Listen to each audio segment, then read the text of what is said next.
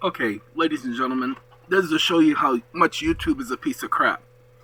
According to YouTube, I'm averaging 400 so-called subscribers a month, on average, which I know is a lie. They say I only have 39,000 subscribers. I don't care about how many subscribers I have. See, I had to watch my tongue because I was going to say I don't care about subscribers, but then some of you would think I'm saying I don't care about you all. And that's not what I'm meaning. So that's why we have to be very careful about what we say to sensitive people. So I don't care about these statistics because I know that they're not real. See, according to Google, I have 103,000 views in 28 days. 103,000 views. This is not two people clicking on the same video 5 or 6 times during the month. This is singular individuals clicking on. So, yay, 100,000 of you in a month, according to Google. Now, I do know that it's a lot more than that because Google doesn't report the numbers, especially to a channel like mine. And that's what people don't know. Individuals, Google have to report the correct ratings. I forgot the websites because people showed me those websites back in 2017, 2018, where they showed me that my videos were on average getting 300,000 to 400,000 views, which is why I keep getting all these offers to promote stupid products on my channel, which I won't do. I won't pimp you guys, and I won't let nobody else pimp you. Okay? Whew. Even this 7,000, 8,000 views in the last 48 hours.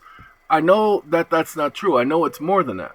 But be that as it may. Because, see, Google will say that, okay, for instance, like this number right here. Let me close this out. This number right here, I was at 36,000. Get this. 3 months ago. Okay. On average, they said I was getting 500 new subscribers per month. Okay, 36,000 3 months ago, 1,000 a month. That gives me another 3,000, right? No problem, right? Well, then, all of a sudden, you don't know that I was at 39,000 5 months ago. Now, hold on now. Let me explain to you what they do. They delete my subscribers. This channel, in and of itself, was already over 100,000 subscribers a year and a half ago. But they deleted over 90,000 subscribers. This is not the first time they've done that. And they do this all the time. They do it because they feel like it. So, I'm sorry, I was about to say something. And it wouldn't be out of character, but it would not be in line with the God that I serve. So I cannot say it. But you thought it. That's right, I did think it. Oh, you better believe I thought it, but I can't say it. There's a difference. All right, ladies and gentlemen, let me point out something to you, if you don't mind. I didn't ask to go there. This mouse is getting on my last nerve.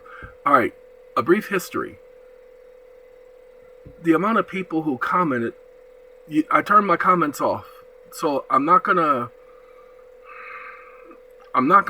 stick to hitting them in the head with blocking them. Okay?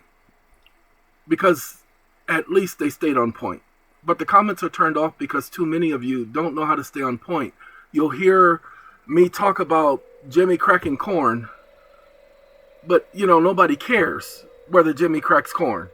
And then you'll talk about where Jimmy cracked corn came from and what it means and what it meant to you when you were 5 years old, when you first heard and nobody cares.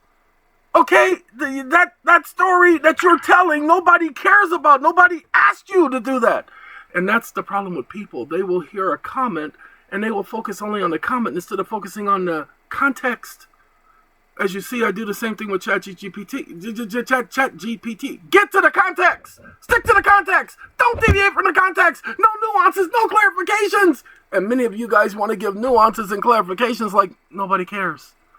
Nobody cares. God, nobody cares.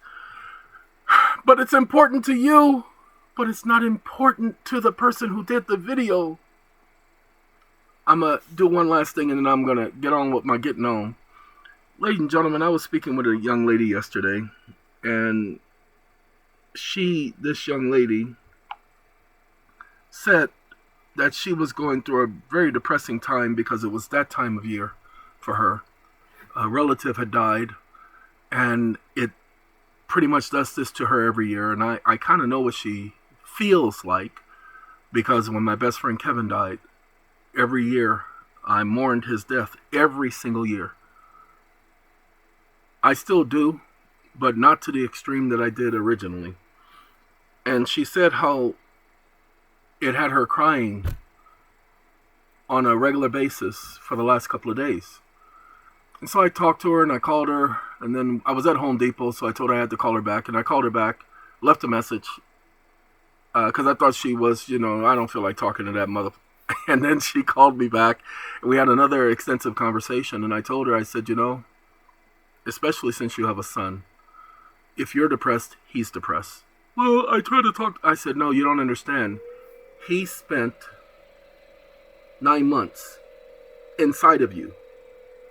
That means he can sense when you're depressed. He doesn't have to see it in your face. He doesn't have to hear it in your voice. He can sense it because he knows you, just like you know him. So you can't hide it from him. So talk to him about it. Let him know why you're feeling this way, what you're going through. Let him understand so that he's not stressing with you. Ladies and gentlemen, most of you don't think about it, those of you who have children, that your children stayed inside of you, growing and fermenting at the same time to becoming who they are. That means when you are feeling bad, they feel bad. It's a symbiotic relationship between the mother and the child. Most people don't get it. Some people are just, you know what? Yeah, that's true. Okay, so you can't hide your feelings, you mothers especially, from your children. Impossible. When you hurt, they hurt. When you're happy, they're happy. So share your happiness with them, but also explain your sadness to them. Not so that you make them depressed, because there ain't no situation necessary for the whole family to be depressed. I don't care if everybody in the world died. Everybody in the family shouldn't be depressed. Somebody should be there who is not depressed, who's happy, to build the others up. If everybody is down, then that's a very depressing environment, and nobody survives that one. You don't survive that. What you do is you endure that. You don't survive it. There's no reason for that to happen. So the suggestion is share these feelings with your children so that they understand what you're going through. And then that will transcend to their children after their children after their children after their children. And we won't have any more of these societies where individuals feel lonely, feel like they have nobody to talk to. Because that's the society we have right now. Hey, sometimes I just do videos to have these conversations. I know, if I turned the comments on, man, we'd be here for weeks, days, years. So guess what I'm going to do? For this video only, I'm going to turn the comments on, and I'm going to let you talk, not to me, but I'm going to let you talk amongst each other about sharing your feelings with one another, especially when you're depressed, especially when you're sad. Because I encouraged her, she has a YouTube channel, to let her fan base know what she's going through. And not only do I feel it's therapeutic, not only do I feel it's helpful, hey, maybe somebody might benefit from this information. The title of this video. Hey, have a good day, everybody. We'll talk soon. Out of here.